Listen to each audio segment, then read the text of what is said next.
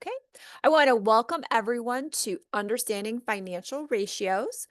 We have two guests on our panelists today. We have Ramesh Advani. He is a Score Boston mentor.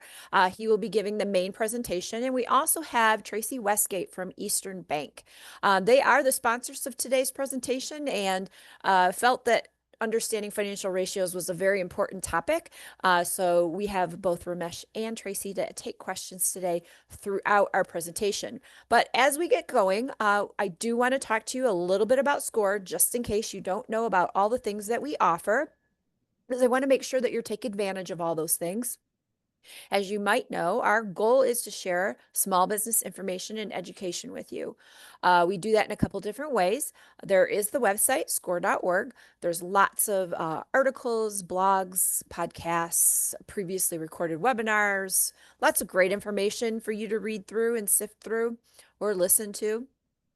The other way we share information is through our workshops and webinars. We do advertise those through social media. They're on our website, and we also send out a newsletter quite frequently with all the current offerings from our entire district. I think the most important thing that SCORE does, though, would be the mentoring. Our mentors are volunteers. They come to SCORE with a wide variety of skills and experiences that they can share with you. We work with clients along every step, from trying to decide if they want to start a small business or validating an idea, to planning, to being in that business, growing that business, or even exiting that business. So we can help anyone along that entire path. So if you've never had a mentor before, a beginning mentoring session will be probably 45 minutes, give or take. They're going to want to learn about you, what your goals are, what your challenges are, and they're going to work with you to come up with a plan so that you can be successful. It's not uncommon for mentors to change or to be invited in to help make sure you're getting all the answers you need to all the questions that you have. So, next logical question is, how do you get that mentor? There are actually multiple ways on the score.org website to get a mentor. I think the easiest is the let us do the matching for you. You just put your zip code in. That will connect you to the chapter that's nearest you. There will be a short form. We're just looking for information on what your business is and what your current goals are, or how a mentor can assist you at this point in time. That allows us to match you to the most appropriate person in the moment and to get things moving forward for you. We do like to use the Q&A tab for questions. It's just a little easier. Sometimes things can get lost because there's a lot of if there's a lot of interaction in there. I also get the question of, is this being recorded?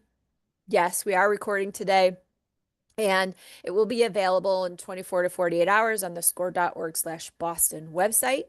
From the graphic, you can see you want to look in the pull down for local workshops on the blue bar, and you'll find previously recorded, and that's where you'll find it listed so that you may watch it when you're ready.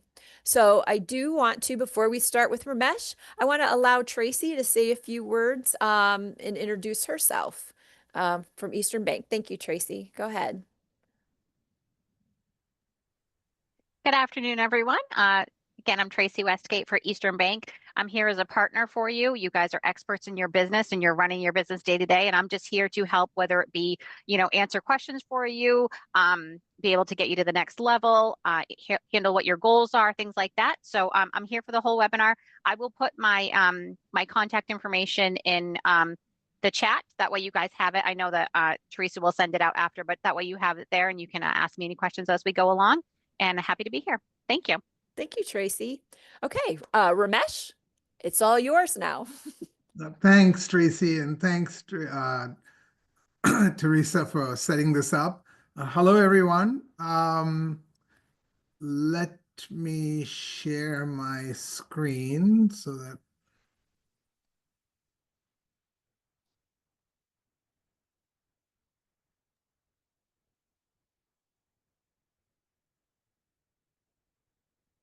All right. Can everybody see my screen? It looks good, thanks. Okay, great. So this is not a complicated bean counting webinar.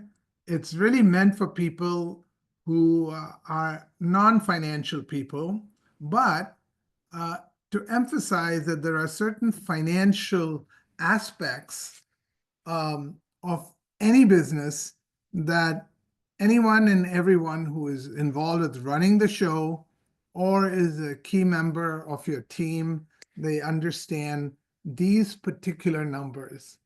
And in the world of finance, there are lots and lots of ratios that are, calculated by financial experts and accountants. But we are not going to go through, there are about 60, 70 types of ratios. We're going to go through some of the key ratios that you should really stay on top of that, on those ratios. So it's not a very long webinar. What I will do is after each group of types of ratios, I will pause and open it up for questions. And if you can just put your questions in the chat, then Teresa will help coordinate that with us. Okay, so here's what we're going to do.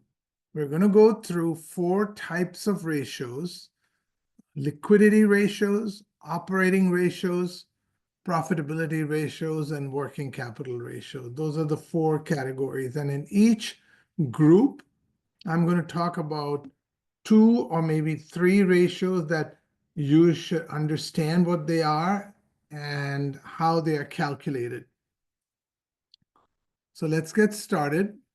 We're going to talk about what are financial ratios, why you should look at ratios, and to look at ratios, how do you calculate them? What are the documents that you need to calculate these ratios? And how often should you calculate ratios? What time frame should you use? So just to make it very real for you. And one thing I'll say, once you calculate a ratio, you should be able to, off the top of your head, tell people what that ratio number is. Whether it's you're telling it to your staff, or you're telling it to your owners, to your partners, or to your banks, or anybody who is lending you money or is an investor in you, you should know this off the top of your head. Like if I was to ask you, so what are your annual sales? I bet you'd be able to just off the top of your head give me that number. If I ask you, how much profit did you make last year? And how does that profit compare with 2 years ago? You'll be able to tell me all of that. Well, just like that, you should be able to talk to these ratios for your business. Okay?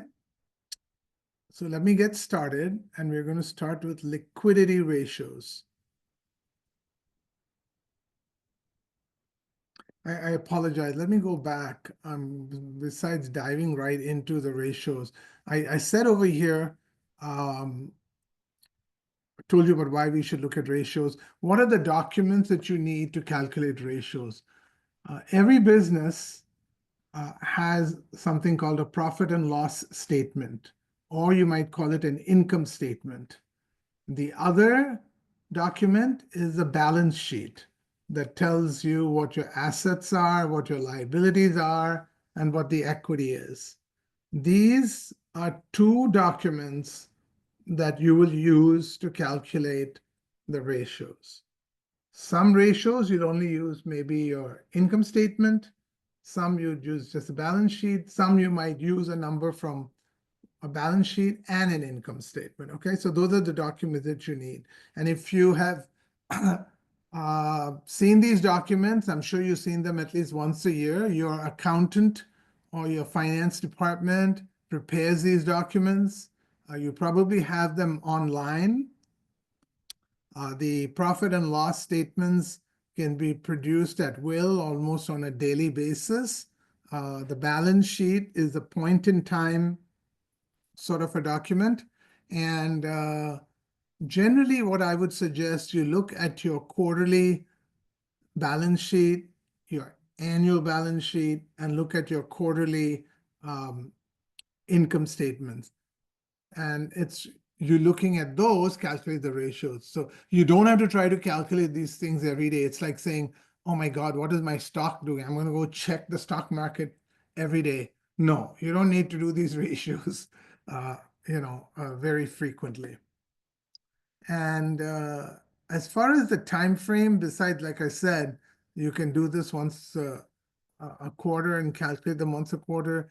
The other thing about time frames is it's one thing to know how you're doing right now, but the other important thing is to know what is the trend. So for ratio X, what was the ratio a year ago? What was it 3 years ago? What was it last year in the same quarter? So now we are right ending the first. Most people, their financial year follows the calendar year. So we've just ended March. So your first quarter results of 2025, you should be able to say, okay, what was the ratio in the first quarter of 24? So in terms of time frame, I hope you get a sense of what do you keep in mind as you're calculating these ratios. All right. So now I will get to the ratios, okay? So the first one is called liquidity ratios. In the field of liquidity ratios, there are two ratios that you should keep your eye on. One is called the current ratio, and the other is called the quick test ratio. The quick test ratio also is called the acid test ratio. So you might hear those terms interchangeably. What does a liquidity ratio help you do? It helps you understand if you can meet your short-term obligations using cash or cash-like assets.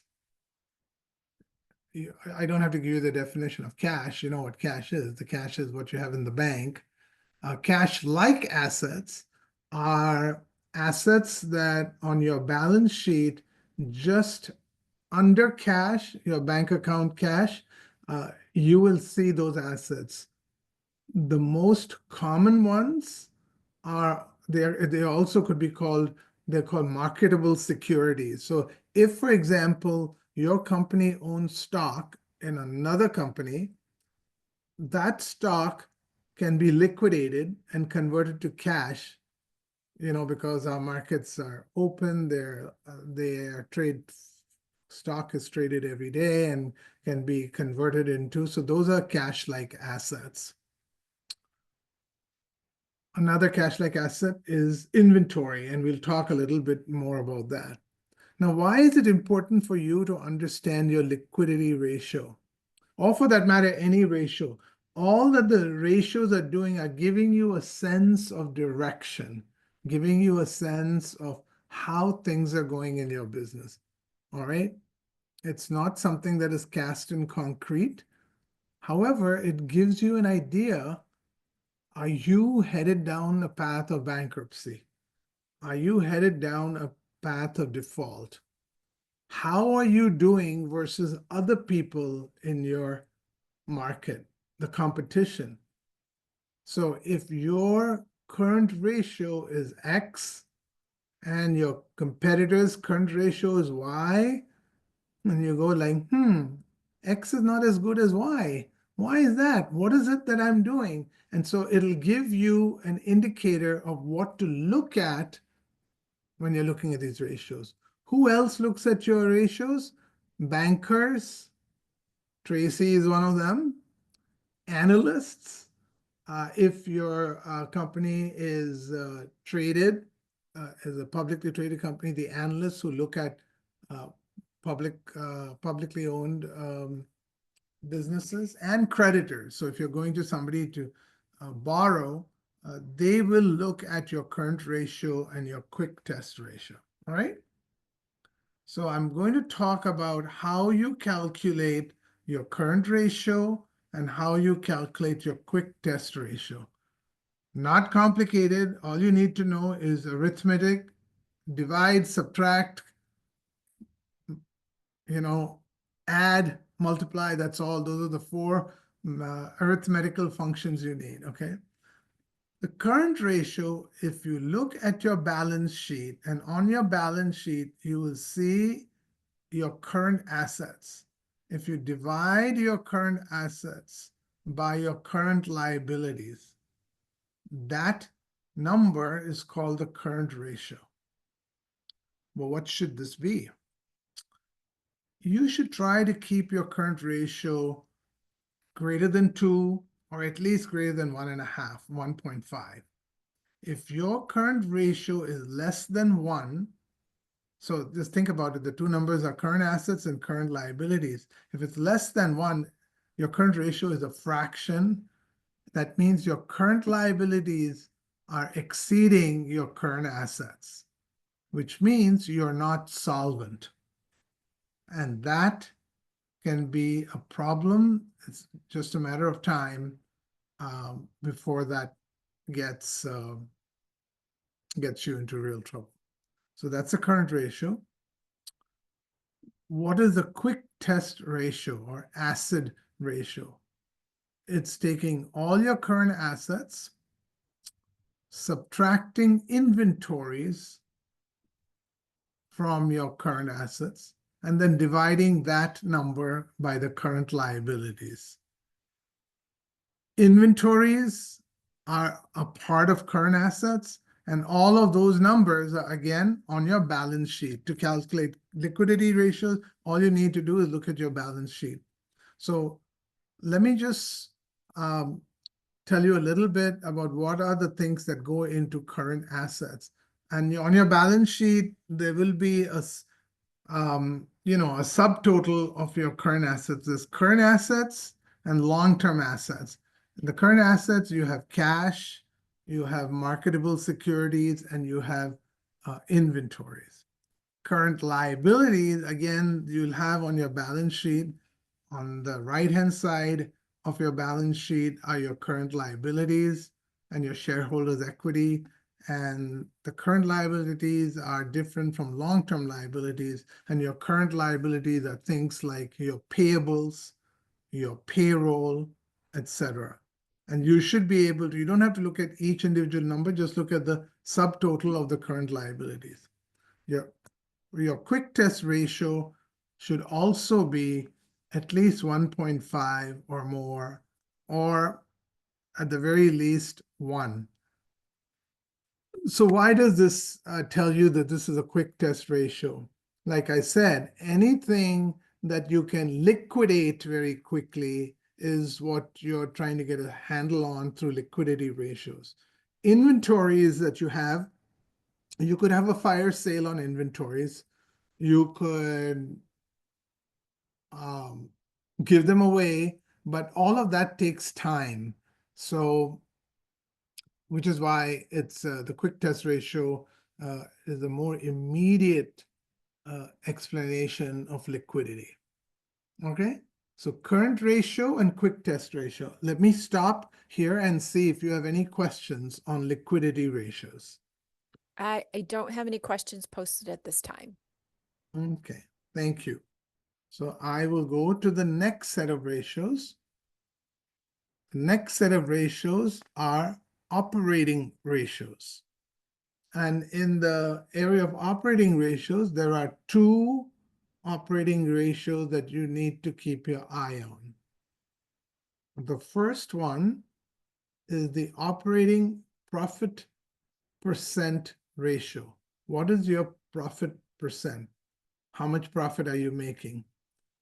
To calculate this ratio, you look at numbers that go into this ratio, which are on your income statement or your profit and loss statements.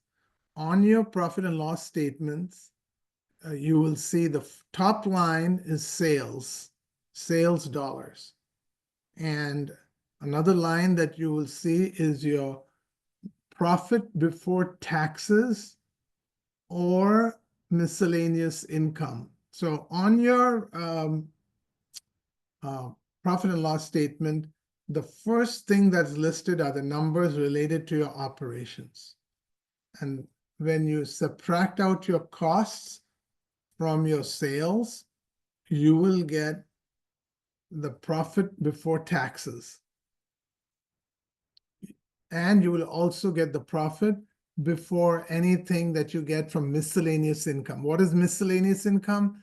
So for example, remember, let's say I said you own, say, some marketable securities, and you're getting dividends on those marketable securities. Well, that's not an operating profit related income coming in. That is income that on your income statement would be in the category of miscellaneous income. So if you look at the profit before miscellaneous income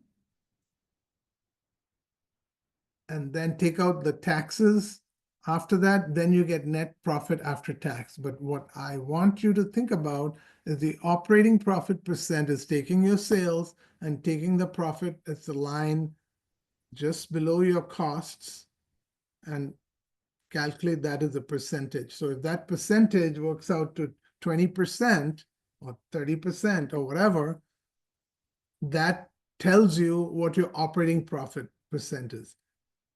That's not the profit after taxes or other things, but it's a very simple calculation of dividing profit by sales and getting the profit percent. Not just the ratio, but multiplying it by 100 to get the percentage.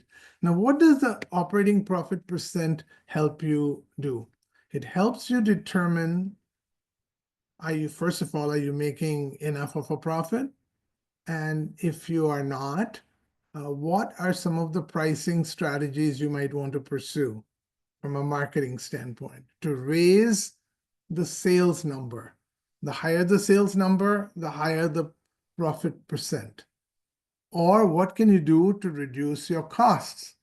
Because profit is sales minus cost. And if your cost is reduced, then the profit percentage will go up. So that's the reason to look at your operating profit percent. The second operating ratio is, this applies to only those people who have inventory in their business. So if you're a manufacturing business or a merchandising business, you would carry inventory. If you are just providing services, then this is not a ratio that is relevant to you. What is an inventory turnover ratio? It's basically telling you how often the things that you make and the products that you make, how often do they get out of your warehouse and go to the customer and result in sales? So the way to calculate the inventory turns ratio is you take your inventory dollars, which are on your balance sheet, and you divide that by your annual cost of goods.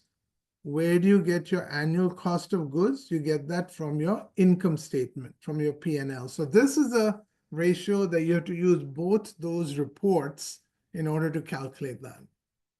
And I want to also tell you a little bit more. This may sound a little too detailed. And I'm, of course, happy, by the way, after this webinar, if later on, if you want to actually discuss and set up some time with me, and we can look at your P&L and your balance sheet together, and we can calculate some of these. And I can show you how you calculate them so that you can then go ahead and do it on your own. The first word over here I want to make sure you understand is average inventory dollars. So inventory dollars, like I said, you get from your balance sheet. And a balance sheet is a point in time kind of a number. So what you have to do is calculate the average inventories for that period of time, and then divide that by annual cost of goods sold. Annual cost of goods sold is from your P&L, and it's the cost of the goods that you sold over the 12 months of time. So how do you get the average? You look at the balance sheet at the start of your year and look at the balance sheet at the end of your year, pull up both those balance sheets and look at the inventory number in each of those. Subtract the ending inventory number from the beginning inventory number. Sorry, excuse me, take the ending inventory number and the beginning inventory number divided by 2, not subtract. Just take the 2 and create an average. Okay, so take the average inventory dollars and look at the annual cost of goods on your P&L, and you'll get your inventory turns ratio. What this does, it tells you how often in a year your inventory gets depleted or needs replenishment. It gives you a sense of direction. At what speed are your sales happening? And therefore, at what speed should you manufacture or not manufacture? If you have a very high turnover, what is a high turnover? So if I told you your inventory turnover ratio was 12, that means every month you're having to make new inventory. It's too high. If your turnover was 1, that means it takes forever to get the goods out of your warehouse. So you should make sure you understand what it means, because if it's too high a turnover, chances are that you're missing sales opportunity. Because, while your inventory are turning, there might be orders coming in that you're not able to fulfill, or they might go to the competition. It's important to understand, and maybe I can verbalize this more if there are questions on this, but inventory turns ratio is very important. If you have more than 3 or 4 months inventory turns of greater than 3 or 4, you should just keep an eye on it. The other thing you should do on both these operating ratios, you should not only see what these ratios are at a given point in time, but what was it the year before? What was it 2 years before? What was it during a recession? What was it during good times? As you know, we are going through some economic upheaval right now, and we are probably headed down a path of recession. So you should know how you perform during good times and bad times. The other thing you should also know is, how does your competition do? And you're probably wondering, well, how do I find out what my competition's inventory ratio is? Well, if your competition is publicly traded, or you have a large competitor who is publicly traded, all of their balance sheet and income statements are public documents. If it is a private company that you're competing with, then unfortunately you will not be able to see how the competition is doing as far as their ratios go. So this is the second set of financial ratios. Let me pause here and see if there are any questions. Aside from the inventory turnover ratio, because that one is obviously for a business that sells goods, do the other ratios apply to both service and goods Yes, businesses? yes. Okay. And the other question I have is, can you explain what a marketable security is?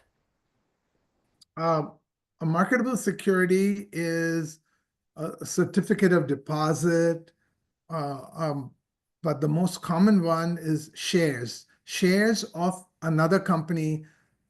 It's an asset that is owned by your company. Okay, that's all the questions I have right now. Okay, so we talked about liquidity ratios. And by the way, the liquidity ratio, the answer to the question that I gave, do the other ratios apply to everything? Yes, the liquidity ratio, in the liquidity ratio area, the acid test, because that is a calculation involving inventories. If you don't have inventory, then the acid test ratio for you is the same as your current ratio. As you just have to keep in mind, how do you calculate your your current ratio? Yes. So if you were just a service business. Let me go to the third set of ratios. And here there are three that you should keep your eye on. The first one is called a gross profit margin. So in the operating ratios, I said an operating profit percent ratio. The ratios over here, the first two are very similar to those. The gross profit margin is calculated by taking your net sales, subtracting the cost of goods sold, and dividing it by the total revenue. Very simply, it's just a percentage, very similar to your operating profit percent, but specifically on your profit and loss statement, you will see a line that says cost of goods sold. So if you take that and take the net sales divided by the total revenue, you will get your gross profit margin. And your gross profit margin should be either stable or increasing over time. It should not be declining. If it's increasing, obviously you're in a good situation. If it's stable, you're just making sure you're smoothly sailing along. But if it's declining, then you need to look at why is it declining? Is it declining because your sales are declining? Is it declining because your cost of goods is going up, etc.? The second profitability ratio is a calculation called net profit margin.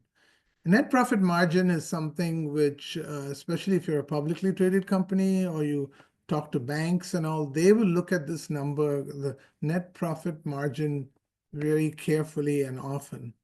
Net profit margin is taking on your profit and loss statement the earnings after taxes and dividing it by total revenue. Okay, and many times both gross profit margin and net profit margin is expressed in percentages. Okay, if your net profit margin is declining year over year or versus what's happening in your industry, you need to look very carefully at your costs, at maybe at the management effectiveness of your team. That's the reason why that ratio is important to look at. And the third one is called return on assets, or the ROA. Many times people will talk about return on assets, with this acronym ROA. So ROA measures how much profit is generated from each asset dollar that's invested in the business. For every dollar that's put into the business as an asset, how much profit is coming back to the owners and to the investors on an annual basis. How do you calculate that? It's calculated by taking the net income which you get from your profit and loss statement, from your P&L, and dividing it by the average assets for the period of time that you want to look at the ROA for.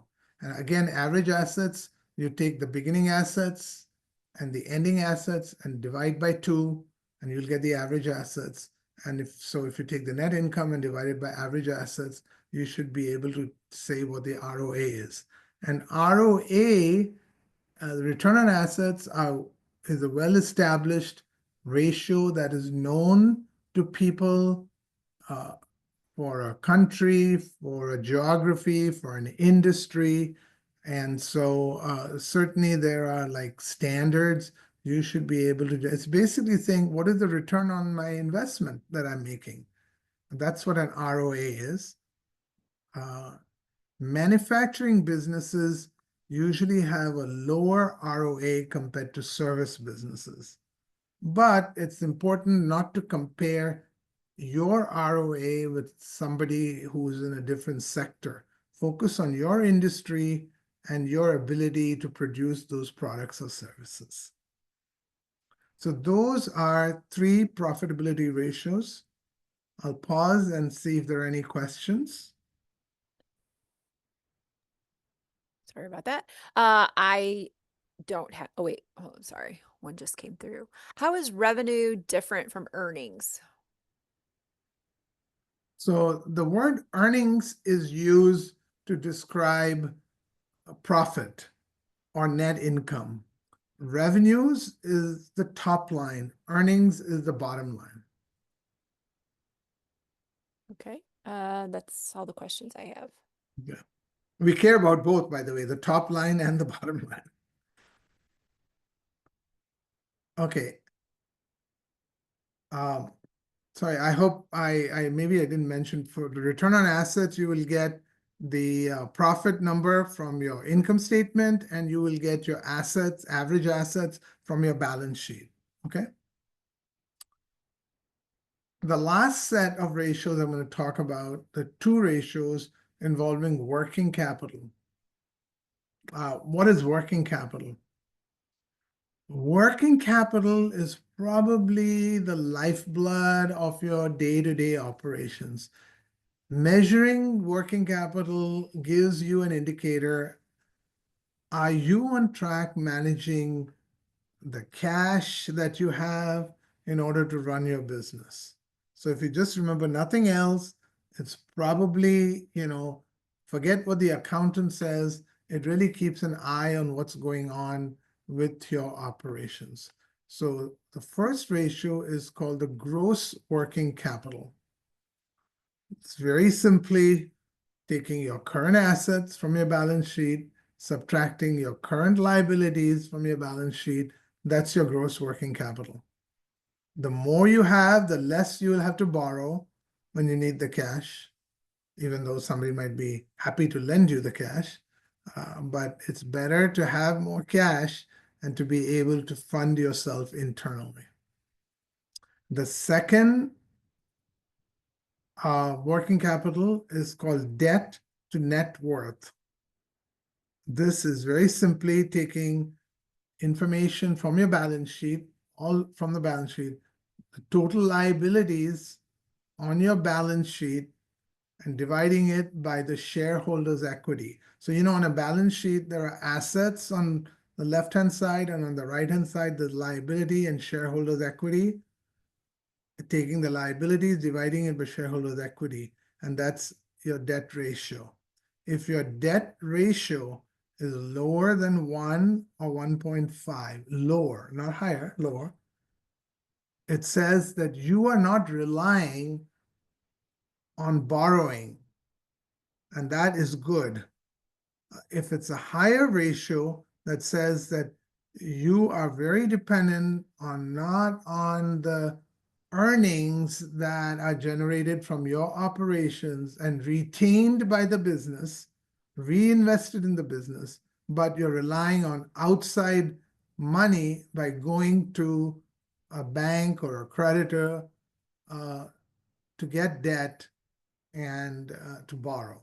So the debt to net worth ratio is the other working capital ratio you should keep an eye on. And those are all the ratios: two liquidity ratios,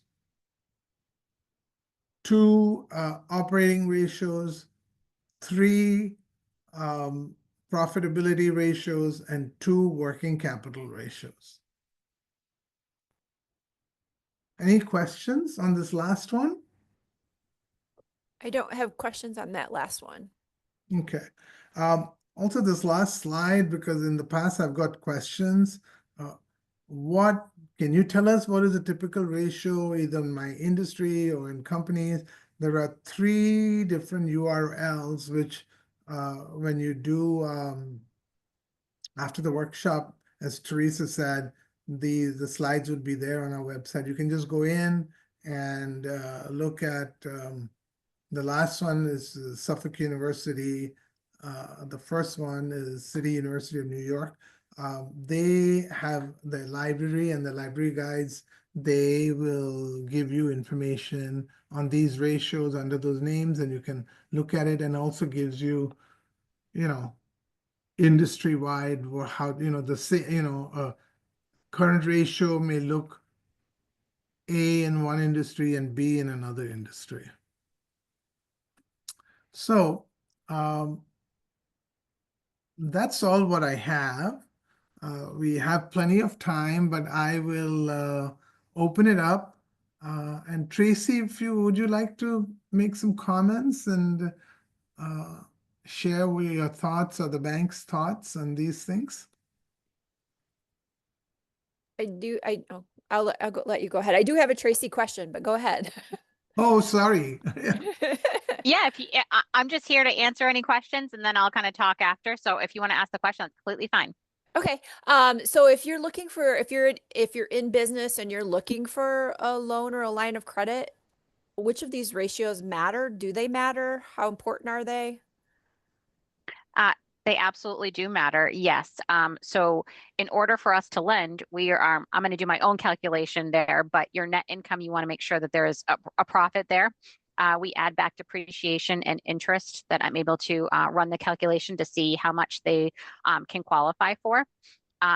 So you want to make sure that you're profitable in order to be able to cover what the loan payment would be for a year. That's kind of how the calculation that I would run through to make sure that you're able to sustain a loan or a line.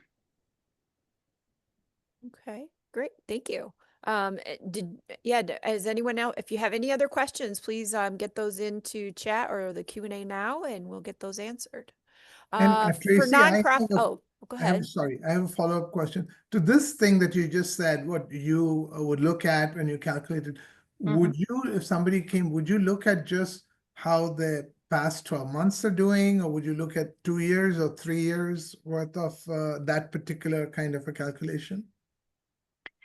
It depends. So it depends on how long the business has been, in business.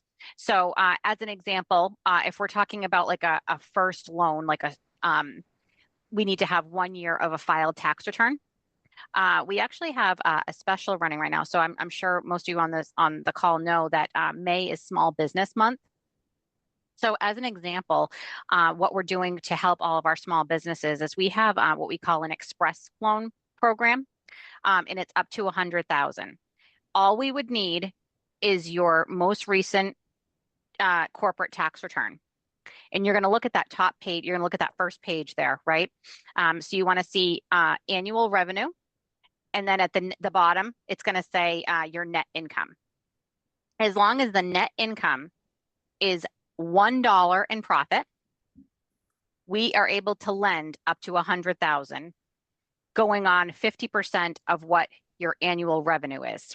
So I know that makes it a little bit. So as an example, let's say the top line, so your annual revenue is 200,000. Your bottom line is a net income of $1. We're able to lend $100,000 on that. It is credit score driven. But for the month of May, we are offering, there is no origination fee. And we are lowering the interest rate by 2%, depending on what that is. So for businesses that have only been 1 year, are kind of small, not really sure, don't really want to do a whole full doc, this is a great way for you to get your first loan, to get established. And I can help you walk you through all of that. It's a great program that we have going on right now. And it's a little bit more simple than if we were to do a full doc loan, where I would do that debt service coverage that we were talking about before. So it Great. depends on how sophisticated the business is as to what range that we would do. So it's really good to partner with a bank, or I'm here to help, and I would go over all the different scenarios. You don't need to know, what do I qualify for? You show me it and I will tell you the different options and what would be the best fit for you. So as a partner. Great. That's great. Thank you, Tracy. I do have another question. For nonprofits, are there additional things we should take into consideration when using these ratios, given the way grants work? Who is that a question for me? That's for you. Yep. That's for you, Okay. Ramesh. You're the nonprofit guy. Yeah. Do you want me to say You it know, again? yes. The world of nonprofits is a little bit more complicated than what I would say a for-profit business. And in a nonprofit, they also use similar ratios. What a nonprofit audited financials, and the auditors will do this for you, will make sure you understand how many months worth of cash do you have? Cash is very important for a nonprofit. You have to have more cash coming in than going out. In other words, your top line, you have, for a nonprofit, you have operating revenues and non-operating revenues. Non-operating revenues are donations from grants, etc. And you have to make sure that the money coming in is more than the money that you're spending on providing the services that the nonprofit is providing. Because if it is not, then you're essentially going down the path of being insolvent or going out of business, and don't want that to happen. But even more importantly, you want to be able to be in existence and grow in the following year. And to grow, you have to reinvest that additional revenue back in the nonprofit. Because unlike for a for-profit, you pay your taxes and then you distribute the profit after tax to to the owners. Whereas in a nonprofit, you get you don't pay taxes because the people who donate to you, they get a deduction on their taxes. And so whatever money comes in has to go back into the business. So yes, there are certain ratios that are important.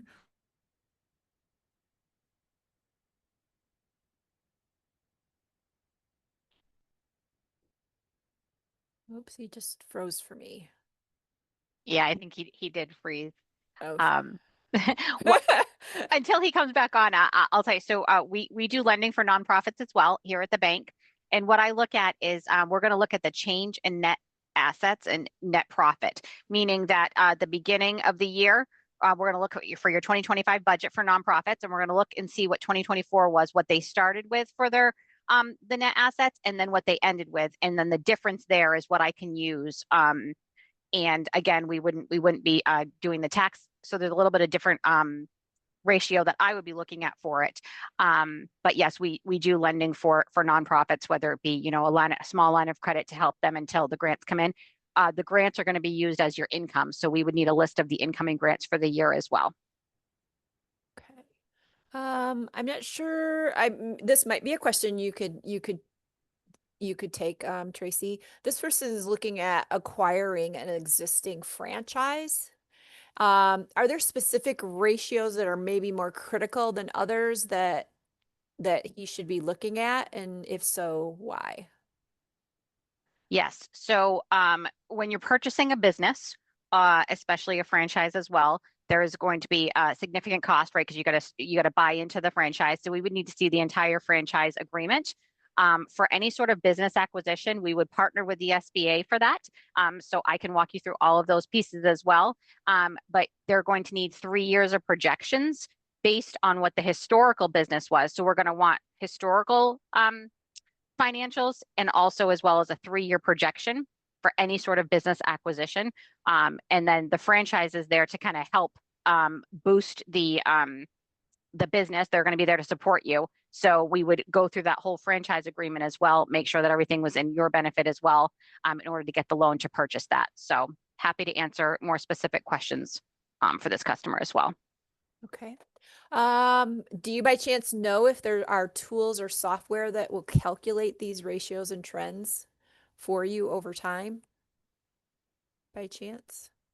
There are actually. So we actually have a product here that we have for small businesses. All of our small businesses are able to sign up for free with Eastern Bank. Again, I can help you walk through this as well. It's called Monit. And it what it does is it will go with your accounting software. So if you have QuickBooks, Xero, anything like that, it will align with it. It's an app on your phone, so you can, when you're busy at work, you can just look at it. It actually will break down ratios. It'll even go as far as it will compare you to other industries that are like yours, to see where you're up against your peers and where you may need to, boost things here. It's really interactive and it's really user friendly. Again, I'm happy to walk anybody through that as well. But it's another way to help because you're not an expert on that. You're an expert on your business, right? So this tool is very user friendly and gives you a snapshot, right, showing you where you are, and it goes into different ratios for you on what you want to be looking for. That's excellent. Thank you so much. Sure. Yeah, we don't have any more questions. Okay. So I think we'll go ahead and wrap things up. And I just want Sure. to thank you, Tracy, for, an Eastern Bank for sponsoring this important topic. And we thank everyone for joining us today. And we hope to see you again on a future webinar. And have a great rest of your day. Thank you so much. Bye. Bye-bye.